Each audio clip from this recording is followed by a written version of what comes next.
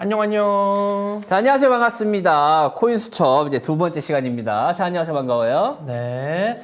자, 그러면 이제 호랑이 존잘님, 뭐 치킨버거 부장님, 뭐 다들 열혈 팬분들 어서 오시고 애드블럼 감사합니다. 오늘도 이제 변호사님과 함께 즐거운 이제 법률 관련된 시간 하나하나 진행해 볼 예정인데요. 이번에 두 번째 시간이죠? 네네. 두 번째 시간인데 이번에는 블록딜 관련된 내용과 그리고 또 원래 블록딜만 하려고 했다가 네네. 스테이킹 관련된 사기 사건 중에 굵직한 놈이 있죠. 그렇죠. 변호사님 얼마나 굵직한 놈인가요? 뭐 이게 전 세계 규모 아닙니까? 콕플레이는? 그죠?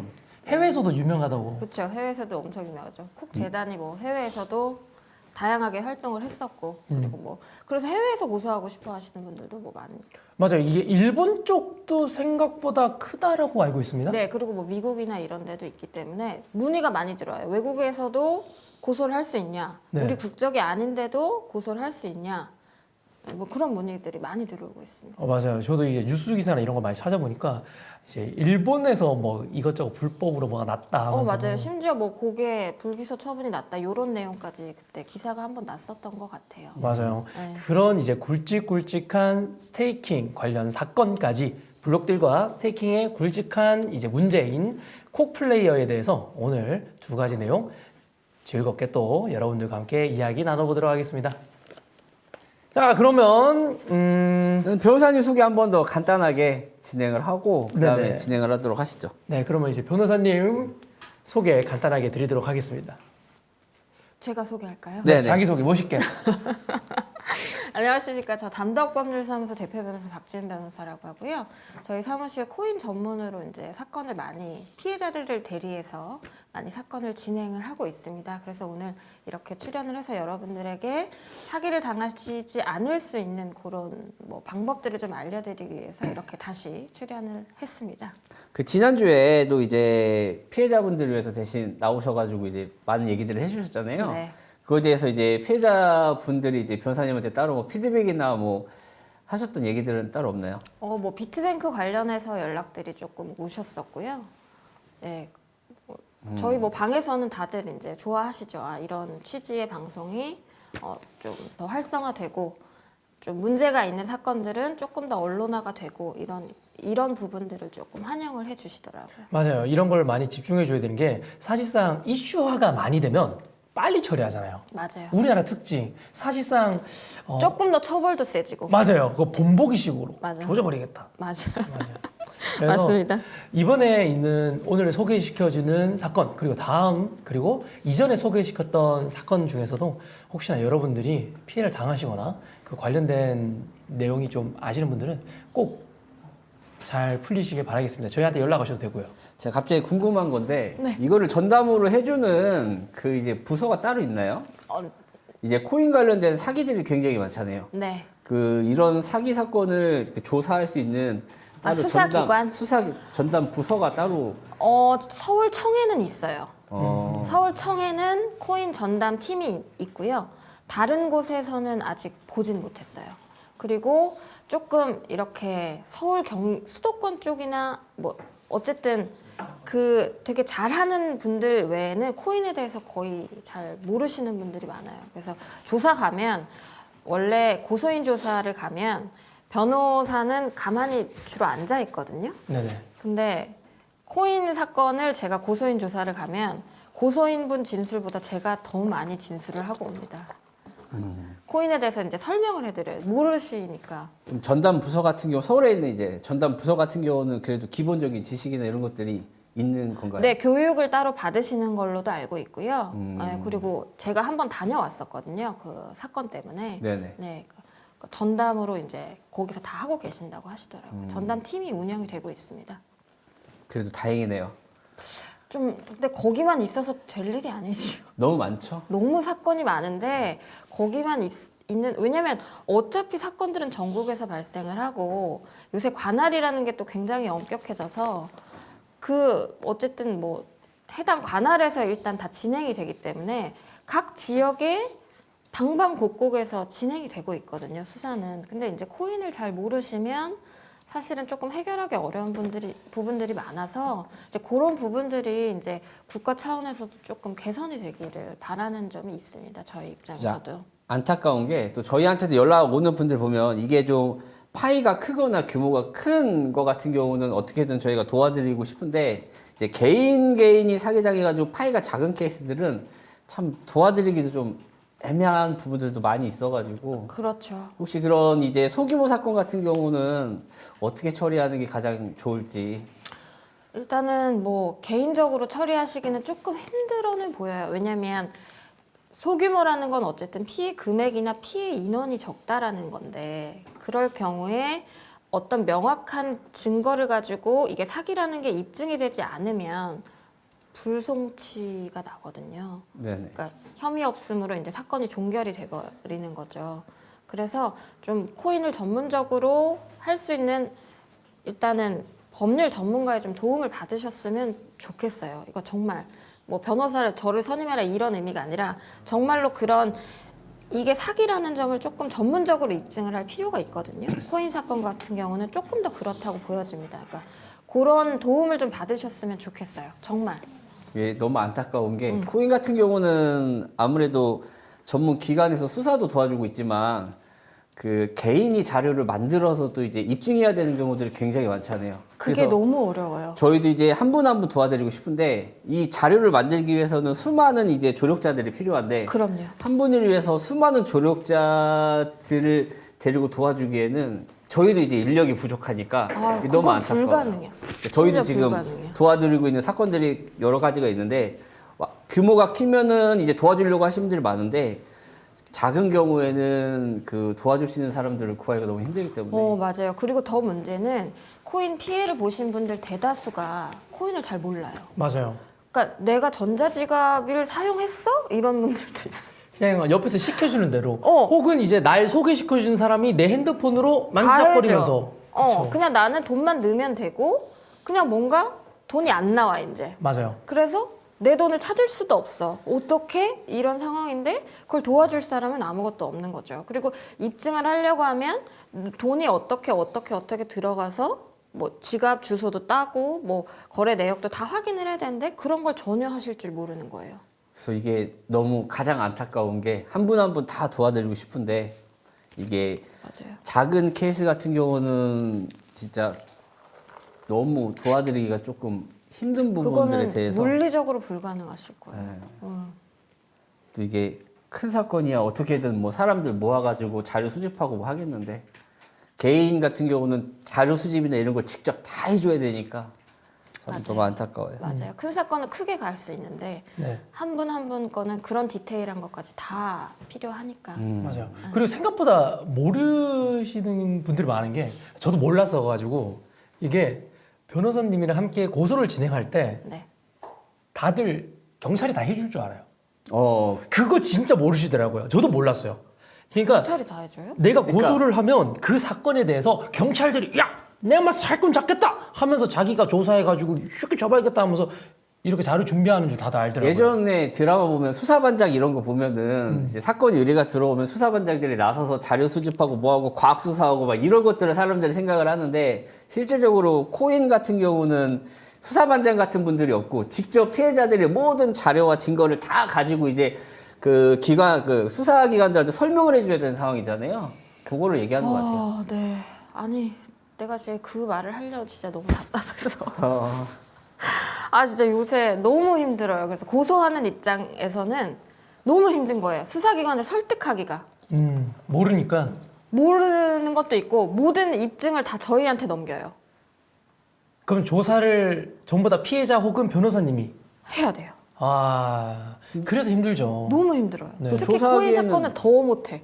코난도 없잖아요. 수사할 수 있는.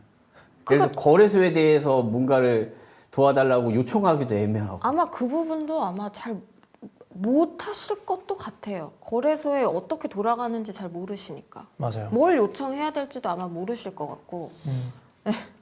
그러니까 총체적 난국이라고 저는 생각을 해요. 이 코인 사건에서는 네 맞아요. 그러니까 여러분들도 아셔야 되는 게 조심하세요. 진짜 입증이 어려워. 변호사님이 지금 고생하셔 말씀하셨잖아요. 표정에서 느껴져. 이게 문제가 있는 거는 모두가 아는데 그것을 경찰에게 알맞게 제대로 설명하고 사기로서 입증을 시키는 게 너무나 어렵다. 자료도 많아야 되고. 그러니까 가장 중요한 거는 안 당하는 게 중요하고 그런 거를 안 당하게 그런 경각심을 가질 수 있게 만들어주는 게 무엇이다? 오늘 준비된 아프리카 TV와 그리고 코인 탐정 그리고 변호사님과 함께하는 이제 코인 수첩 방송입니다. 그럼 이제 첫 번째 사건 한번 다뤄볼까요? 네. 자, 첫 번째 사건은 뭐 이제 블록딜 관련된 사건으로 지금 보고 있는데, 네. 그 대략적으로 어떤 거죠? 이제 마케터 원래 마케터 그러니까 코인 마케팅을 하시던 분이셨는데 그분이 이제 직접 재단을 운용을 했다. 아니 인수를 했다. 내가 그래서 코인 가격을 내 맘대로 할 수가 있다라고 해서 내가 미리 락업이 해제된 특수 코인을 저렴한 가격에 팔고 그리고 2주 뒤에 무조건 상장이 될 것이고 그 아주 유명한 거래소에 네. 그러고 나면 코인 가격이 엄청나게 오를 것이기 때문에 그때 팔면 엄청난 수익을 본다. 이렇게 사기 행각을 벌인 거죠. 맞아요. 그럼 PPT 내용 넘어가도록 하겠습니다. 그러면 변호사님이 오늘 말씀해 주신 그 내용이 오늘의 이제 블록딜 내용입니다. 네, PPT 진행할게요. 자, 블록딜 아까 말씀드린 것처럼 변호사님이 말씀해 주신 그런 특수 물량들 있죠. 그런 특수 물량들을 단체로 해가지고 이제 사람들에게 넘기는 건데 이게 또 유튜브에 또 많잖아요. 맞아요. 유튜브 광고로 한때 또 유명했어요. 이게 유튜브 채널에 한때 유행했던 게 그 남들보다 싸게 코인을 살 수 있다라고 이제 광고나 마케팅을 하면서 많은 분들이 이제 투자를 하게 되었죠. 그렇죠. 어느 코인 미리 싸게 할인해 준다. 혹은 이제 텔레그램 같은 데에서 많은 사람들이 현혹시키고 이제 그러면서 한마디 하죠. 있잖아. 이 물량, 이 보따리 이 물량 조만간 이제 원화상장 가니까 이거 무조건 돈 된다. 20% 30% 싸게 이 물량을 가져가는 거다. 라고 하면서 많은 사람들을 현혹시키는데 이런 걸로 많은 분들이 당하시는 게 현실이죠. 그러면 오늘의 첫 번째 블록딜 관련 내용인 이시땡 블록딜 사건에 대해서 이제 개요 저희가 먼저 설명해 드리겠습니다. PPT 내용 보시면 이 내용은 2021년도에 발생이 되었고요. 이제 피해 인원은 35명, 피해 금액은 17억이라고 하는데 사실상 더 많을 건데 집계된 것만 보면 딱 요 정도다라고 생각하시면 되겠습니다. 사실은 더 많다라고 생각하시는 게 옳습니다.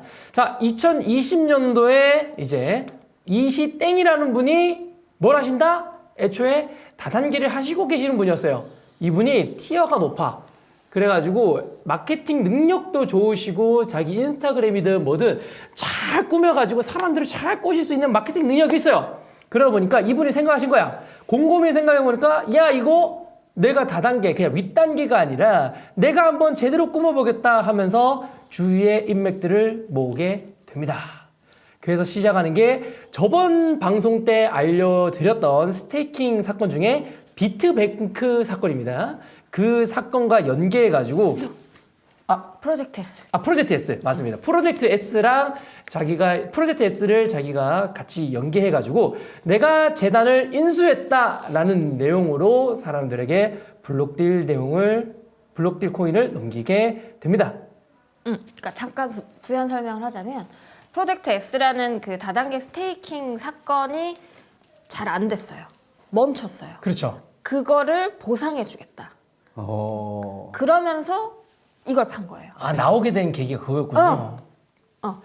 그러니까 이게 손해를 봤으니까 내가 너네한테 손실을 보전해주겠다라는 차원으로 그 스테이킹에 참여했던 그 위에 마케터들 있죠. 바로 밑에 직급 마케터들을 불러가지고 모아가지고 단톡방에서 내가 이제는 마케터가 아니라 재단을 아예 인수를 했기 때문에 내가 이렇게 멈추는 일 없이 코인 가격을 맘대로 할 수 있는 지위에 있다.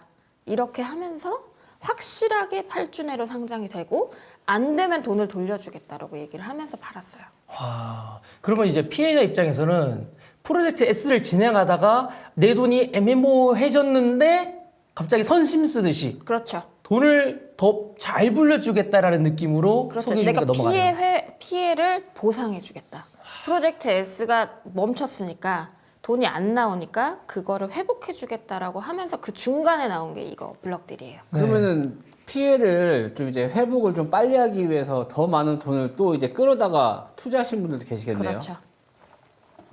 이게 저희가 많은 사람들을 만났고 저 네네. 변호사님이랑도 이것저것 이야기를 많이 들어보면 대다수의 사건들이 하나가 쭉 진행되는 게 아니라 방금 말씀하신 것처럼 돌려막기. 이번 블록딜처럼 파생이 되더라고요. 맞아요. 중간에 보상해 주겠다라는 이 마인드로 우리는 착한 사람이야.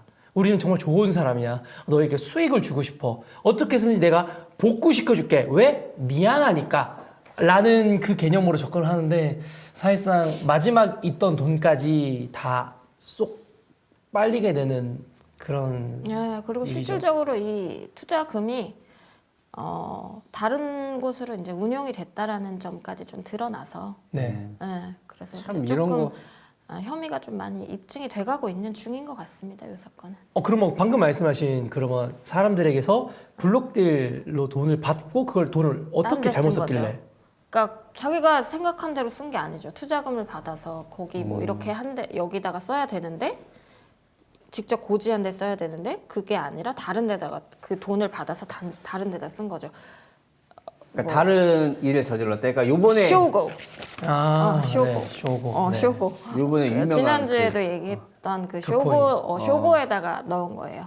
그런 정황들이 조금 이제 나와서 이제 혐의가 인정이 될 것 같은 지금 상황인데 네. 정확하게 아직 입증된 거는 아니어서 수사 단계입니다 아직. 네, 지금 말씀드리는 게 사실상 현재 진행 중인 사건이 많이 준비되어 있죠. 그렇죠. 네, 진행 중인 사건이기 때문에 지금 여러분들이 그냥 편하게 방송을 보시고 계시지만 피해자분들은 사실상 아직도 조마조마하는 거죠. 그렇죠. 빨리 답이 나와서 맞아요. 이 사람은 어떻게든 혐의를 입증을 해가지고 내가 그 사람이 가지고 있는 돈의 네네. 일부라도 어떻게든 징수해가지고 다시 돌려받고 싶다라는 분들이 너무 많을 것 같아요. 너무 많아요.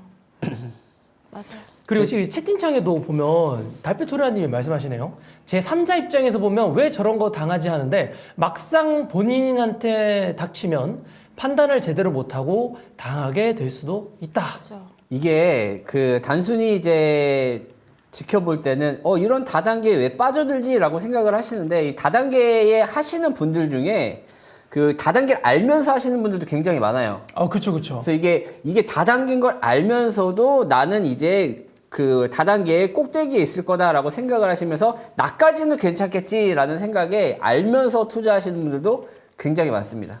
그리고 하나 더. 지인 영업이잖아요. 네네. 그쵸. 그러니까 너한테만 이거 알려주는 거야. 그리고 수익도 보여주고. 나 이만큼 벌었어. 이러니까 하는 거예요. 아 진짜? 그러고 하는 거예요. 참 이게 다단계가 그래서 좀 무서운 것 같아요. 맞아요. 지인으로 이렇게 하니까. 맞아요. 믿게 만들잖아요. 신뢰감이 일단 형성이 돼 있잖아요. 모르는 사람이 그냥 온 게 아니라 뭐 나랑 엄청 친한 사람이 와가지고 야 뭐 이렇게 해봐. 너한테만 이거 알려주는 건데 진짜 완전 너무 돈 많이 벌고 있고 나도 그러고 있고 뭐 내가 집을 뭘 샀고 뭐 이렇게 얘기를 하니까. 그래서 이게 또 패턴들이 다 비슷한 것 같아요. 사기 사건 패턴들 맞아요. 여러 가지 사건들이 있는데 패턴은 다 동일한 것 같습니다. 동일한 맞습니다. 패턴들이 많고 또 네. 지인들이 이렇게 항상 얘기하는 건데 지인들이 나에게 이런 좋은 기회를 준다고 했을 때 그 대응할 수 있는 방법이 뭐가 있을까요? 그냥 걸러야죠. 연을 끊는다? 절대 투자하시면 안 돼요. 그런 건 없는 것 같아요. 맞아요. 네. 그러니까 나에게 너한테만 이 정보를 준다? 왜? 굳이 왜 나한테? 굳이 왜? 너 혼자 잘해도 될지도? 너 혼자 그냥 열심히 알아서 잘 하면 되지. 왜 나까지? 그렇죠. 그리고 알고 보면 나 말고 다른 사람들한테도 엄청 많이 얘기하고 다니고. 맞아요. 너도 다른 사람 소개해라고 하고. 그리고 중요한 건 만약에 그런 사람이 있을 때 물어보세요. 야 그러면 네가 나 이렇게 소개하면 네가 얼마 가져가니? 이런 걸 물어보세요. 후원 수당, 뭐 추천 수당 이런 게 있잖아요. 무조건 다단계는. 그러니까 그런 걸 물어보세요. 근데 보통 그러면 나 가져가는 거 없어 이렇게 얘기하시는 분들이 대부분이에요. 또 용발토님이 그런 거는 니네 부모님이랑 해라라고 얘기하시는데 안타깝게도 이미 부모님도 같이 하고 계시는 분들이 콕은 많아요. 진짜 그런 게 많아. 진짜 네. 많아. 실제로 그 지인들한테만 소개하는 게 아니라 이미 부모님과 같이 이렇게 하시는 분들이 생각보다 많습니다. 맞아, 진짜 맞아. 부모님 돈 다 땡기고. 맞아요. 자기 가족 돈 다 대출하고. 땡기고. 맞아요. 그런 사람 있어요. 네, 이제 그 다음으로 넘어가시죠. 아, 네, 그 전체적인 개요는 다 말씀드려가지고 네. 저희가 이야기하는 중에 조금 더 상세한 이시땡 블루띠에 대한 내용이 혹시 더 있으시면 말씀해 주시면 좋을 것 같습니다. 일단은 저희가 이게 조금 차이가 있는 게 요 사건하고 이제 다음 주에 다룰 사건하고 조금 차이가 있어요. 이거는 상장 전에 물량을 푸는 거잖아요. 그쵸? 근데 다음 주 거는 해외 거래소에 상장된 걸 싸게 판다고 하고 파는 거거든요. 네. 그러니까 이 지금 요 후자를 저희가 이제 프라이빗 세일이라는 걸로 나름 정의를 했는데 전자를 블럭들이라고 하고 이 뭐지? 요 네트온이라는 코인이었거든요. 근데 이 네트온 코인이 현재는 엘뱅크에 또 상장이 돼 있어요. 그리고 프라이빗 세일로 또 판매하고 있는 것 같아요. 그러니까 다음 주에 설명드릴 얘기, 다다음 주에 설명드릴 얘기지만 엘뱅크에 뭐 1,500원, 1,800원 이렇게 지금 거래되고 있는데 뭐 600원에 줄게. 맞아요. 이렇게 해서 팔고 락업을 걸고 락업이 해제될 무렵에는 가격이 폭락하고 이런 식의 지금 거의 마지막 단계 이 네트온이란 코인이 올라와 있는 것 같거든요. 그러니까 저희가 이 소식은 또 어떻게 알았냐면 이 네트온 코인이라는 거에 대해서 저희가 고소를 진행한다는 사실이 좀 알려지면서 문의들이 많이 오더라고요. 나 프라이빗 세일로 샀는데 락업 걸린 채로 샀는데 이런 식으로 문의가 최근에 많이 와요. 그러니까 이게 네트온이 이제 돌고 돌아서 네. 거의 마지막 뭐 설거지라고 하나요? 그 단계까지 온 것 같아요.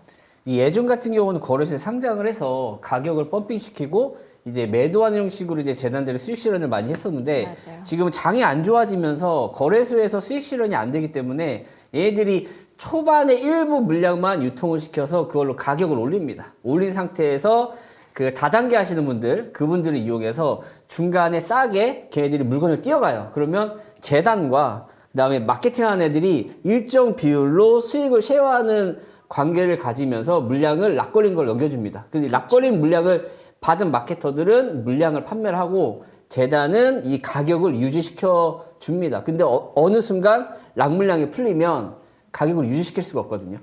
폭락할 수밖에 없어요. 그렇죠. 거기도 이제 순서가 있죠. 먼저 탈출하는 엑시스의 순서. 네네. 그래서 결국에는 대부분의 투자자들이 사는 것은 이제 마지막인 거죠. 맞아요. 그 제일 많이 그렇게 가는 거래소들이 또 이제 게이오라든지 MEXC 그 다음에 여러 가지 땡땡땡. 엘뱅크. 네. 엘뱅크. 우리 사건은 엘뱅크가 진짜 많아요. 근데 엘뱅크도 상장이 좀 나름 많이 쉬워가지고 그러니까. 다 많이 들어가더라고요. 네, 엄청. 그러니까 저희 사건에 이제 프라이빗 세일 지금 제보 들어오고 있는 건들 중에 엘뱅크 상장된 건들이 굉장히 많아요. 맞아요. 그러니까 여러분들이 만약에 이상한 거래소에 상장되어 있는 유일하게 해외 상장되어 거래소. 있는 맞아요. 해외 거래소. 어. 해외 거래소나 아니면 덱스 거래소라고 하죠. 네네. 유니스왑이라든지 이런 데 상장되어 있는 친구들을 누군가가 추천하면 당연히 조심해야 된다라고 생각하면 되겠네요. 안 사시는 게 좋아요. 근데 홍보할 때 대형 거래소에 상장한다라고 얘기해놓고 MEXC나 뭐 이제 게이오나 이런 데 상장을 가더라고요. 근데 실질적으로 이제 보면은 왁구는 크지만 사실 거래량도 없는 그런 거래소인데도 이제 그렇죠. 많은 홍보들을 그렇게 하는 것 같아요. 네. 그러면 이제 잠시 피해자 분의 인터뷰 영상 먼저 보고 조금 더 이야기 진행하도록 하겠습니다. 그래서 11월부터 시작을 하게 됐고, 이제 1차는 거의 문제 없이 마무리가 되는 시점에 2차로 넘어가면서 문제가 좀 생겼어요. 문제점이 커지다 보니까 이쪽 대표들이 제안했던 게 블록딜 이벤트? 저는 스테이킹은 한 3천만 원까지 했고요. 블록딜은 한 8천 정도. 그때 당시에는 코인 이전을 말해주지는 않았고요. 그 네트온 코인이었어요.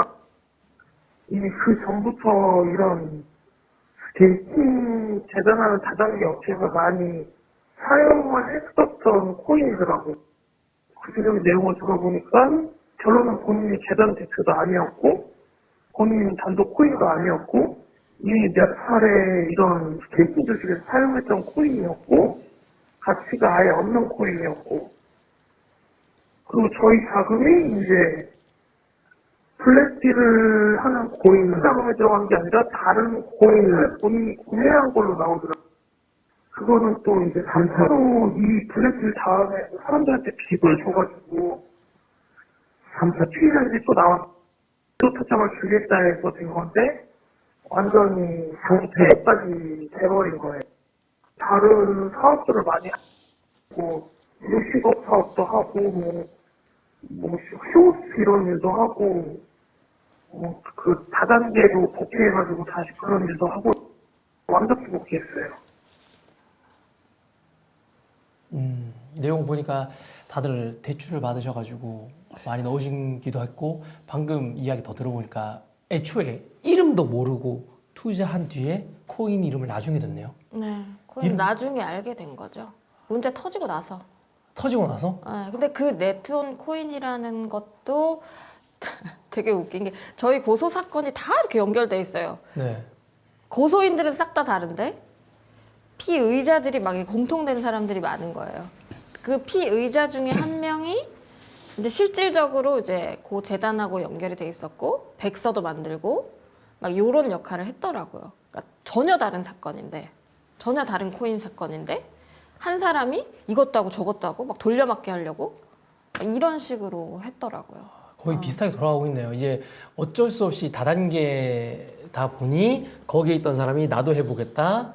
이제 너도 해보자 하면서 서로 엮이고 엮이네요. 네, 그러니까 다 엮여 있어요. 이게 신기하더라고. 사건 자체가 다 여러 사건인데 이걸 주도하는 애들은 몇 명 안 되거든요. 맞아요. 걔네들을 잡아 쳐놔야 되는데 걔네들은 안 이미 안 잡혀요. 맞아요. 안 잡혀. 그리고 이미 이 걔네들은 노하우가 있기 때문에 빠져나가는 방법을 다 알고 마련해놓고 있어요. 해. 맞아요. 잡아와야 밑에 있는 놈만 잡는 거고 그 우리나라의 거래소에 상장시키고 마케팅하고 이런 애들 자체가 몇 명이 안 돼요. 몇 명이 안 되는데 그 소수를 잡아야 되는데 그죠. 그분들이 잘 검거가 안 되시더라고요. 걔네들은 이미 하도 많이 했기 때문에 네. 자기네들 이름 다 빠져있고 뒤에서 돈만 대주거나 아니면 자문만 해주면서 증거자료를 만들지 않습니다. 그러니까 실질적으로 저번에 말씀드렸을 때 학교가 있다 그랬잖아요. 이거를 가르친 애들이 있어요. 맞아요. 걔네들을 잡아서 뿌리를 뽑아야 되는데 참 어렵죠. 네, 어렵죠. 경찰이 거기까지 실체를 파악할 수 있을지도 의문이고. 왜냐면 코인 사건이 복잡하잖아요. 입증해야 될 게 너무 많아요. 네, 나 너무 답답한 게 누구다라고 내가 이름을 딱딱 집어줄 수는 있는데 증거를 내가 대질 못하니까 그러니까 그건 잡을 아무 수가 의미가 없어요. 없지. 그러니까요. 왜냐면 의심스러울 때는 피고인의 이익으로라는 게 형사법의 대원칙이거든요. 그러니까 의심만 가지고는 아무것도 처벌할 수 없어요. 확정적인 증거가 있어야 돼요. 그러니까 참 안타까워. 유죄라는 거를 입증할. 걔네들이 나와서 미팅하고 뭐하고 주최하는 거를 뻔히 알면서도 자료를 남기지 않으니까 어떻게 잡을 수가 없는 게 너무 많다. 그럼 혹시 확정적인 증거라 함은 어떤 게 조금 예시로 좋은 게 있을까요? 확정적인 증거? 뭐 시세 조작을 했다라든지 그런 건 알 수 없잖아요. 그렇죠. 알 수 없죠. 알 수 없지. 이거 어떻게 알아 이거? 근데 그것도 시세 조작을 그 위에서 하는 게 아니라 하청업체들이 다 하니까 잡아봐야 걔네밖에 못 잡거든요. 그러니까 뭐 그 연결고리를 우리가 발견하는 것도 어렵고. 그렇죠. 그러니까 예를 들면 약간 그 국가에서 좀 정책적으로 뭔가 이렇게 대대적인 그런 거 있잖아요. 뭐 조사를 그렇게 해서 한 방에 다 이렇게 때려잡던지 뭔가 그런 게 필요한 것 같아.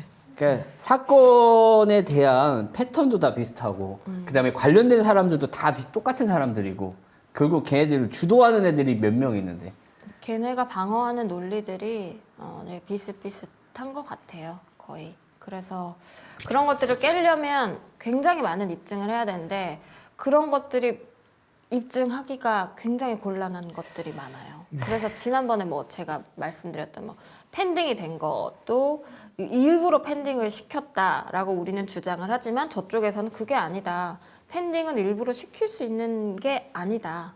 라고 그쪽은 주장을 하고 있거든요. 네네. 그러면 우리가 입증을 해야 되죠. 저쪽에서 의도적으로 펜딩을 했다라는 걸 입증을 해야 되는데 그렇게 하려면 알아야 되잖아요. 그렇죠. 알아야죠. 블록체인에 대해서. 그걸 알아야 되는데 그걸 모르니까 수사기관에서는 그러니까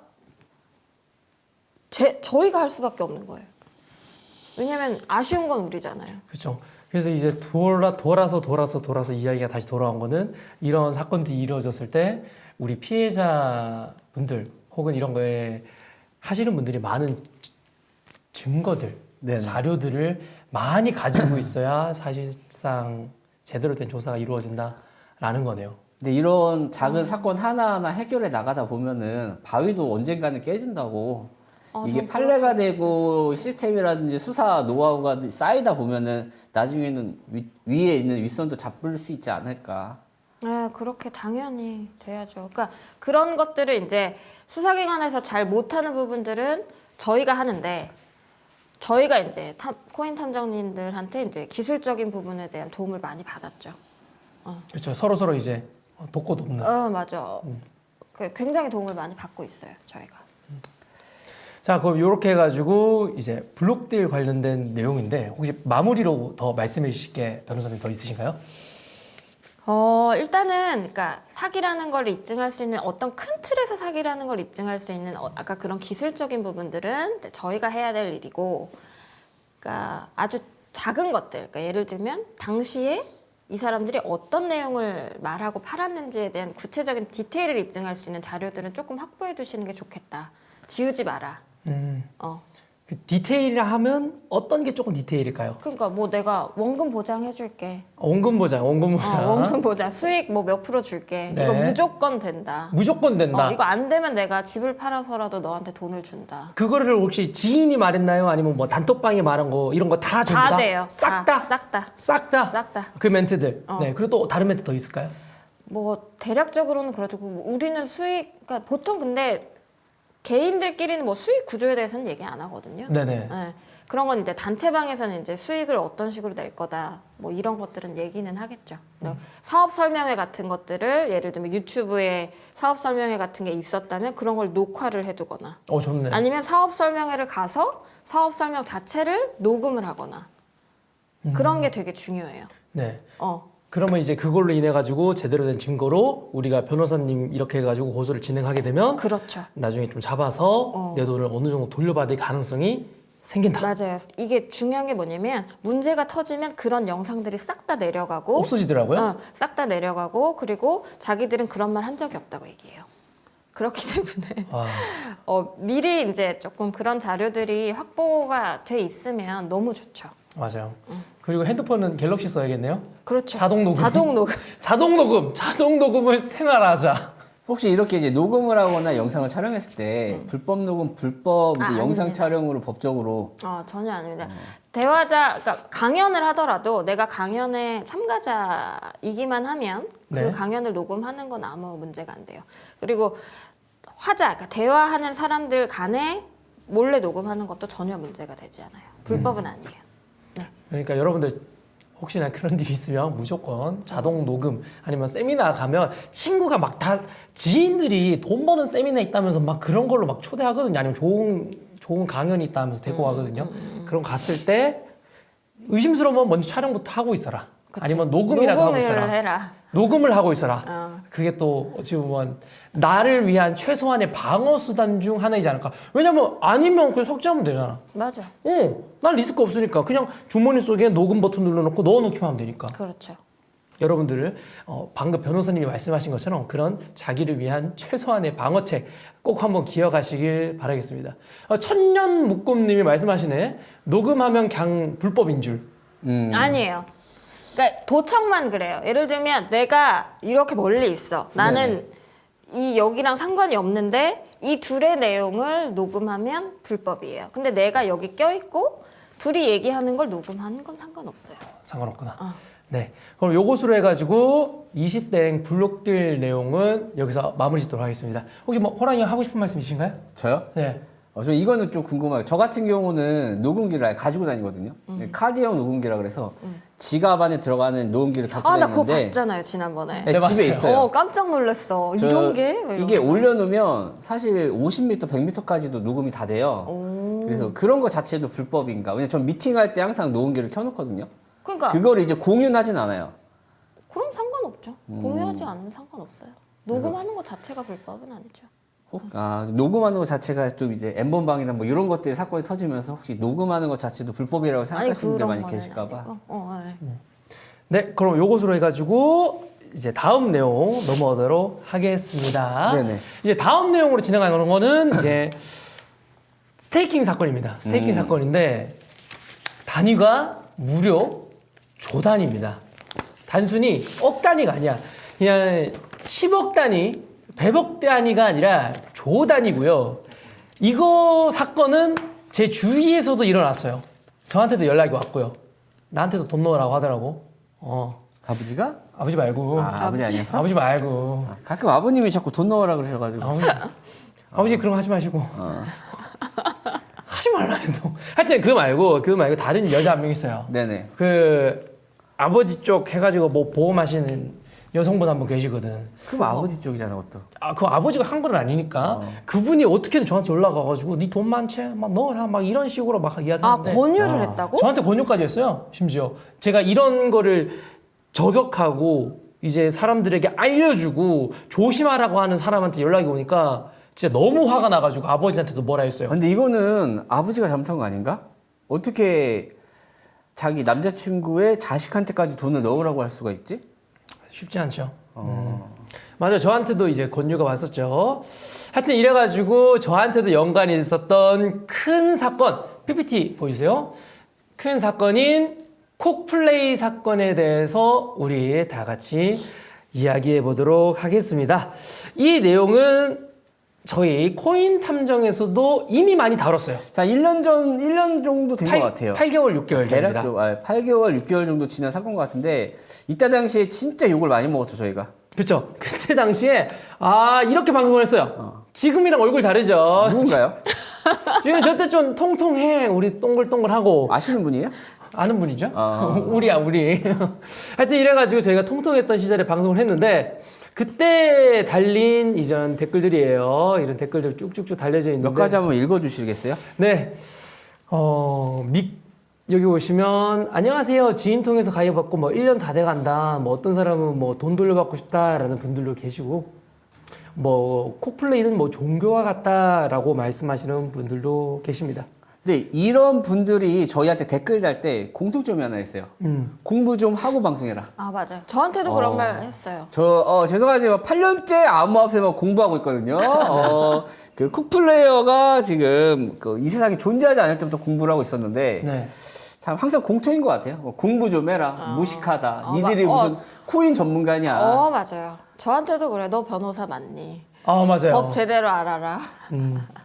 막 저희한테 막 한심한 녀석들이라고 하고 왜 이런 허위 사실을 올리느냐 공부하고 방송해라. 맞아. 공부하고 해라. 네. 저한테도. 공부하라. 공부해라. 자꾸 공부하래. 근데 웃긴 건 이제 그분들이 우리한테 공부하라고 하는 이유가 있더라고요. 왜요? 세미나 때문이에요. 오. 세미나 보면 세미나에서 자기들을 공부를 시키니까 이게 네네. 진짜인 줄 알아. 어. 그러니까 자기가 아는 내용과 저희가 이야기하는 내용이 전혀 다르니까 저희 보고 공부하라라고 이야기하는 거 아닌가 싶습니다. 하여튼 이래가지고 저희가 콕플레이에 대해서 이야기를 했는데 그때 당시에 여기 차트 보이시나요? 차트 보이시죠? 뾰족한 거 두 번째 거 살짝 내려올 때였죠. 저 때 저희가 도망가라고 그렇게 외쳤잖아요. 네, 저 때가 이제 빨간색 화살표를 찍은 데가 저희가 실제로 방송했던 구간입니다. 저 때 당시에 욕 진짜 제대로 먹었죠. 그렇죠. 도망가라, 팔아라, 지금 매도해라, 이거 사기다라고 엄청 얘기를 했기 때문에 엄청 욕을 먹었었죠. 맞아요. 보시면 저거 올라가고 있는 중 이게 떨어지고 나니까 여러분들이 보시기에는 당연히 이런 건 당연히 문제지라고 할 수 있는데 올라가는 중간에 말하는 것은 진짜 어렵습니다. 그렇죠. 그때 당시에 차트가 이랬으니까 계속 올라가고 있는 친구를 터진다 하니까 당하신 분들 혹은 여기에 콕플레이에 참가하신 분들은 당연히 우리를 나쁘게 볼 수밖에 없는 거죠. 네, 지금 뭐 채팅창에서도 계속 이야기 하시네요. 뭐 믿고 싶은 사람은 어떻게 뭐 믿게 된다. 거의 뭐 종교다라고 하시는데 저 때는 진짜 종교였고요. 지금 떨어져도 아직도 종교처럼 믿고 있다던데. 아직은 이제는 좀 아닌 것 같아요. 이제는 좀 깨졌어요? 네, 이제는 좀 아닌 것 같아요. 지금 0.1달러까지 떨어지다 보니까 이제는 저희가 단체방을 운영하고 있는데 단체방에서도 분위기가 다 아 이제 망했다.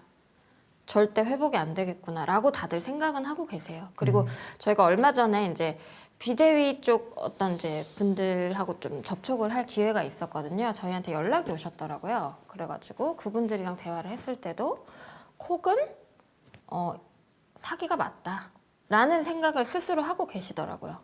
그럼 궁금한 게 그분들이 언제쯤부터 그런 거를 이제 받아들이기 시작했는지가 조금 궁금해요. 그러니까 가격이 이제 기하급수적으로 이제 2달러 때 저희가 방송했을 때만 해도 그게 5월이었는데 올해 5월이었는데 그때만 해도 되게 저도 욕을 많이 먹었거든요. 2달러. 이게 고점이 6달러였습니다. 6점 몇 달러였죠? 7달러. 7달러? 7달러. 네, 7달러가 고점이고요. 7달러에서 쭉쭉쭉 반토막보다 더 떨어진 2달러 때도 욕을 먹었고. 욕을 먹었죠. 그러면 언제 더 떨어지고 나서는 언제부터 이제 슬슬 사람 수능하나요? 정확히 뭐 제가 언제부터라고 말하기는 어려운데 갑자기 어느 순간부터 바뀌었어요. 그러니까 이게 K스타디움이라는 메인넷을 출범을 했잖아요. 그렇죠. 그리고 나서 이제 다단계 형태에서 다단계를 버리고 이제 수당 구조도 전부 다 바꾸고 하면서 넘어가고 그 이후에 전혀 수당이 안 나온 것으로 알고 있어요. 그리고 콕 가격은 계속 떨어졌고 아마 그 무렵부터 해서 현재까지 가장 최근에 이제 그런 일들이 이제 개선이 안 되니까 약속한 것들이 계속 이행이 되지 않고 개선이 되지 않고 수당이 나오지 않으니까 가장 최근에 이제 그런 인식들을 하게 된 것 같아요. 그러니까 보통 이제 비대위 측에서도 이제 그러니까 저희한테 접촉을 할 거라고는 저희도 생각을 못 했었거든요. 근데 연락을 하셔서 이제 이런 상황이다라는 것들을 얘기를 해주셨기 때문에 아마 그 무렵이 아닌가 싶습니다. 이제 고 무렵이라 하면 이제 0점 몇 달러. 그렇죠. 그 부분이니까 사실상 이제 문제인식은 계속 하고 있었는데 있었는데 행동을 이제 뭐 옮기기 시작을 했던 거겠죠. 왜냐면 저희한테 접촉을 하기까지 얼마나 많은 생각들을 했겠어요. 맞아요. 그 사람들이. 왜냐면 콕을 믿고 있었거든요. 근데 지금도 그분들의 태도는 뭐냐면 콕 재단을 고소하고 싶진 않다예요. 왜? 왜냐면 아예 고소고발을 해서 망해버리면 더 이상 우리가 기댈 곳이 없다는 거예요. 그분들이 지금 마이너스 90% 이상이잖아요, 대다수. 그렇죠. 근데 마이너스 95%막 이런데. 그렇죠. 근데 지금 생각하시는 거는 그래도 한 번 더 재단에서 뭔가를 해줄 수 있지 않을까, 정상화를 해줄 수 있지 않을까라는 기대를 하고 있어요. 왜냐면 만약에 이게 정말로 재단이 완전 사라지거나 이래 버리면 우리는 어디 가서 이거 보상을 받아요? 라는 그런 심리신 것 같아요. 그런 심리가 진짜 생각보다 너무나 많고요. 이게 사람이라는 게 다 똑같은 게 그 상황에 처하면 다 그런 생각을 이 재단이 망하면 내 돈을 못 돌려받는다. 그러니까 망하지는 않게 어떻게든 얘네들이 운영은 되도록 좀 남아 있었으면이라는 생각을 다 똑같이 가지나 보네요. 네, 그래서 지금 가장 최근에 이제 이 분들이 미디움 재단 앞에서 시위를 하고 계십니다. 네. 1인 시위부터 시작을 하셨고요. 지금은 이제 뭐 몇몇 분들이 이제 프레카드까지 걸고 이제 재단을 정상화 시켜달라 이런 취지로 시위를 하고 계시다고. 목적이 재단을 정상화시키는 건가요? 그렇죠. 고소고발이 아닙니다. 그래 잠시만요. 제가 이해를 나는 이제 못했는데 고소고발 때문에 이제 시위하는 게 아니라 재단이 일할 수 있게끔 상황을 만들어 달라고 시위를 하신다고요? 그래서 재단 미디움 재단 앞에서 그것도 웃기죠? 미디움 앞에 가서 해요? 와 신기하다. 와 고소고발 해가지고 피해 복구가 아니라 일 잘해라라고 시비를 한다고요? 그렇죠. 그래서 이제 나중에 설명을 드리겠지만 SO라는 그 직급이 있습니다. 네네. 메인넷으로 넘어가면서 이제 새롭게 만들어진 직급인데 그 직급 분들하고 이제 미디움 재단 대표죠. 김판종 네. 의장하고 그리고 이제 상위 이제 그 콕 재단의 관계자들하고 이제 미팅을 합니다. 최근에 이제 미팅을 했어요. 11월 말 무렵에 그 미팅을 해서 그때도 이제 재단 정상화라든지 이런 것들에 대한 논의를 했다고 하더라고요. 그래서 이제 그것들을 좀 시행을 해달라 약속한 것들을 그런 지금 상황이에요. 네. 지금 상황은 이제 방금 전달 잘 해주셔가지고 알겠는데 그러면 사람들은 왜 코플레이를 이렇게 많이 했는가? 이 부분에 대해서 간단하게 이제 PPT로 정리해 놨는데 PPT 내용 보시면서 왜 이렇게 많은 사람들이 이렇게 몰려갔는지, 왜 이렇게 피해 단위가 조 단위인지를 조금 여러분들과 함께 이야기 나눠보도록 하겠습니다. 이분들이 단순히 진짜 눈이 멀게 되는, 이제 투자하신 분들이 눈에 멀게 되는 그런 포인트가 몇 가지가 있어서 알려드리겠습니다. 어떤 거냐면 이제 콕플레이라는 것 자체가 어떤 건지 먼저 간단하게 설명해 드릴게요. 콕플레이라는 건 요겁니다. 블록체인 기반 컨텐츠 플랫폼.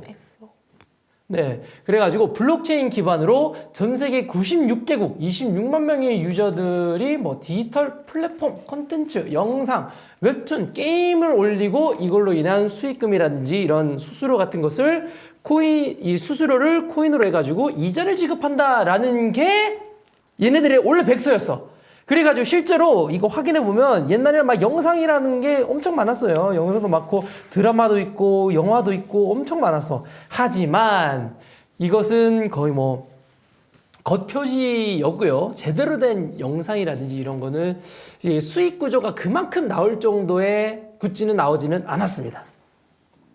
그러면 사람들이 이거를 왜 이렇게 미쳐있느냐, 너무 좋아했느냐, 결국에는 요거죠. 돈이 잘 나왔어. 돈이 진짜 잘 나왔습니다. 돈이 거의 뭐 2년 동안 별로 안 터지고 따박따박 잘 줬고요. 어느 정도로 줬느냐? 200만 원 정도를 예치하면 월 5% 주고요. 1,300만 원 정도 하면 월 7%. 거기다가 플러스로 이런 등급표 있죠? 등급을 올려가지고 약 8성까지 쭉쭉쭉 올리게 되면 이자율이 엄청나게 기하급수적으로 늘어나게 됩니다. 그리고 내 바로 밑에 달려져 있는 사람이 많을수록, 그리고 돈을 많이 넣을수록 채굴 보상이 고배고보로 늘어나서 이자율이 빵빵하게 늘어날 수밖에 없는 구조를 자기가 만들어 놓게 되는 거죠. 그래서 연 이자가 84%까지 나오게 되니까 사람들이 첫 번째로 눈이 멀게 되는 거죠. 연 이자 84%라는 공격적인 이런 이자 때문인 거죠. 그런데 연이자 84%인데 뭐 다른 스테이킹 사건들도 이자율이 이렇게 높아요. 그런데 왜 콕플레이가 이렇게 많은 사람들이 많이 들어갔느냐? 그것은 조금 뒤에 있는 내용 먼저 말씀드리면 이게 2년 동안 최소 유지가 됐어요. 이게 컸어. 이게 크다 보니까 초창기에 넣으신 분들 혹은 21년도에 넣으신 분들이 지속적으로 돈이 나오고요. 추가로 이 콕플레이 코인이 유지만 된 게 아니죠. 보시다시피 가격이 오릅니다. 가격이 거의 뭐 20배, 30배까지도 코인 가격이 올라가면서 이자 지급이 따박따박 되니까 와, 이것은 진짜다. 이것은 계속 나오는 거라면서 지인 영업부터 시작돼서 엄청나게 더 많이 성행할 수밖에 없죠. 왜냐면 지인 입장에서 자기가 이렇게 조금 문제 있는 거는 어느 정도 알긴 하지만 이자가 계속 나오니까 내 친구한테 알려주고 그 친구의 친구한테도 알려주는 이런 악순환이 벌어지면서 심지어 저한테까지도 연락이 오게 된 거죠. 이게 유지가 오래돼서 그런 거예요. 다른 것들은 금방 터져. 평균적으로 한 얼마 정도면 이런 애들이 스테이킹 애들이 터지나요? 100일도 못 가죠. 대다수. 80일 만에 터지고 뭐. 그렇죠. 대다수 막 100일에서 80일에 터지는데 2년 이상 유지되니까 사람들이 믿게 되는 거네요. 그렇죠. 그렇죠. 이렇게 믿을 수밖에 없게 되고 다시 PPT를 보시면 이런 물건들을 파는 마켓이 있어요. 여기 보시면 쇼핑몰. 콕플레이 쇼핑몰. 맞아요. 이게 또 웃긴 게 이게 제가 조사를 하게 되면서 실제로 여기서 물건도 한번 사봤습니다. 여기에 있는 물건들이 다 이게 좀 애매모호한 물건들이에요. 어디서 들어본 적도 없는 샴푸, 들어본 적도 없는 뭐 캐리어, 들어본 적도 없는 이상한 물건들이 많았는데 그 중에서 나쁘지 않은 물건이 하나 있었거든요. 레스프레소 머신이었어요. 커피 머신이었는데 이 커피 머신을 제가 계산해 보니까 쿠팡에서 18만 원인데 여기서는 한 4만 원에 팔더라고요. 이게 당시 시세로 이게 한 4만 원 정도 했어요. 그래서 실제로 제가 주문을 넣었고 이 물건이 실제로 오더라고요. 이런 걸 보면서 이게 좀 의심이 많으시는 분들은 여기서 마켓에서 아마 물건을 몇 개씩 샀을 거예요. 얘네들이 실제로 제대로 진행되는 재단인지 아닌지가 궁금하신 분들도 계셨으니까. 근데 이런 물건들도 실제로 오다 보니까 리스팅된 물건은 사실상 조금 이상한 물건도 많았지만 실제로 물건도 오다 보니까 사람이 더욱더 눈이 멀게 되는 거죠. 물건도 오고 영상 콘텐츠도 올라오고 연이자 84%인데 2년 이상 유지되다 보니까 이게 의심을 다들 했지만 오랫동안 유지가 되다 보니 믿음을 가지게 된 거죠. 그래서 많은 사람들이 여기다가 돈을 많이 넣게 된 게 이 코플레이에 대한 간단한 개요입니다. 이래서 조 단위로 사람들이 들어간 거예요. 그러면 변호사님 이제 네. PPT는 여기까지고 네. 궁금한 게 있습니다. 네. 이렇게 2년 동안 유지되었던 코플레이가 네. 왜 이게 어떤 부분이 요즘 터져 나가서 사람들에게 피해가 되고 있는지가 조금 궁금합니다. 일단은 코인 가격이 너무 많이 떨어졌죠. 그럼 코인 가격이랑 코플레이랑 혹시 어떤 연관성이 있길래 코플레이 가격이 떨어지게 되면 사람들이 피해를 보게 되나요? 일단은 거기 지갑 내에 있는 게 그 환전이라고 하죠. 그렇죠. 그 환전 비율이 7달러로 일단 고정이 돼 있는데 처음에는 이제 시세에 맞춰서 올렸잖아요. 뭐 1달러, 2달러, 3달러 이렇게 쭉 올렸는데 지금 거래소의 코 가격은 0.1달러인데 거기는 7달러로 고정이 돼 있으니까 예를 들면 환전을 할 때 비율이 엄청나게 손해를 보게 되겠죠. 맞아요. 이게 이자 지급이 그렇죠. 코플레이로 지급을 하거든요. 그렇죠. 콕으로 다 지급이 되니까. 네, 이자를 콕으로 줘요. 내가 예치했었던 돈을 거기에 뭐 연 84%라고 적혀져 있었죠. 그런 것처럼 이자 지급을 콕플레이로 받는데 받는 거는 내가 받는 콕플레이를 7달러로 계산을 해줘요. 한마디로 8,000원, 9,000원으로 나한테 이자를 지급해 줬지만 사실상 내가 거래소에 팔려면 100원, 200원이다. 그렇죠. 그러니까 제대로 된 이자 지급이 안 이루어지는 거네요. 그렇죠. 콕으로 다 모든 것이 다 콕으로 지급이 되는데 콕 가격이 급락을 해버렸으니까 그렇죠. 가치가 없어져 버린 거잖아요. 아무것도 얻을 수가 없게 돼버린 상황인 거잖아요. 맞아요. 그러면 많은 사람들이 콕플레이에 예치를 하게 되려면 어떤 형식의 코인을 예치하게 되는 건가요? 이더를 사서 이제 콕을 구매하게 되는 구조죠. 그렇죠. 이더를 사서 콕플레이를 구매를 하게 됐는데 그러면 그분들의 원금조차도 지금 콕플레이 가격이 그렇죠. 마이너스 90%, 95% 됐으니까 내 원금도 이미 마이너스 90%, 95%인데 어플 내에서만 7달러죠. 7달러로 해가지고 크게 보이는 거네요. 그렇죠. 실제 거래를 하려면 그 돈은 다 이제 말도 안 되는 가격으로 환금을 받는 셈이 되는 거죠. 그래서 그 가격이 한참 떨어졌을 때 사람들이 이제 그때 당시에 K-스타디움이 출범을 한다고 했었어요. 그 5월 무렵에 출범을 한다고 해서 아마 그 이후에 바로 직후에 출범이 된 걸로 알고 있어요. 그러면서 정책이 바뀌었고 정책이 바뀌면서 콕을 해지를 하든지 아니면 콕에 있는 남은 이것들을 가지고 다시 K-스타디움으로 넘어오든지 이 두 개를 선택할 수 있는 상황이었는데 당시에 콕을 해지할 수가 없었죠. 왜 해지할 수 없었나요? 가격이 너무 떨어졌으니까. 그렇네요. 콕을 해지하면 그 떨어진 가격으로 나는 돈을 원금도 거의 못 찾는 수준이 된 거잖아요. 그때도 7달러 고정인데 2달러니까. 그런 상황에서 어쨌든 해지할 수 없는 상황이었고 근데 그때도 이제 예를 들면 더 떨어질 거라고 예상했던 사람들은 해지를 했을 거예요 아마. 근데 네네. 대부분은 해지를 하지 않고 아마 K-스타디움으로 넘어왔을 거예요. 이미 마이너스 7, 80%니까. 그렇죠. 왜냐하면 오를 거라고 생각을 했겠죠. 왜냐하면 K-스타디움이라는 것이 탄생이 되면 거기서 이제 뭔가 새롭게 이제 운용을 한다는 공지들이 많이 올라와요. 뭐 게임도 만들겠다, 뭘 하겠다, 이런 스테이킹도 하겠다, 이렇게 갖가지 이제 얘기들을 하게 되거든요. 네. 그러면서 이제 콕이 가격이 훨씬 더 이제 뭐 몇 배 이상 오른다라는 취지로 이제 얘기들이 나왔기 때문에 그런 것들을 믿었던 사람들 혹은 믿지는 못하더라도 의심은 했더라도 혹시나 하는 마음 뭐 그런 것들이 합쳐져서 이제 해지는 못하고 뭐 어쩌면 울며 겨자 먹기식으로 네. K-스타디움으로 넘어갔겠죠. 그럼 이제 우리가 콕플레이 이야기를 하다가 갑자기 변호사님이 K-스타디움이라는 이야기를 새로 꺼내셨는데 그럼 K 스타디움이 어떤 거길래 콕플레이랑 또 연관이 되어 있는 건가요? 그러니까 그 사람들이 이제 메인넷을 새롭게 자기들이 메인넷을 만들었다고 한 게 그 메인넷이 K 스타디움이거든요. 네. 그러니까 메인넷이라는 거는 뭐 코인 탐정님들이 제일 잘 아시겠지만 자기들만의 생태계를 만든다는 얘기잖아요. 그렇죠. 네.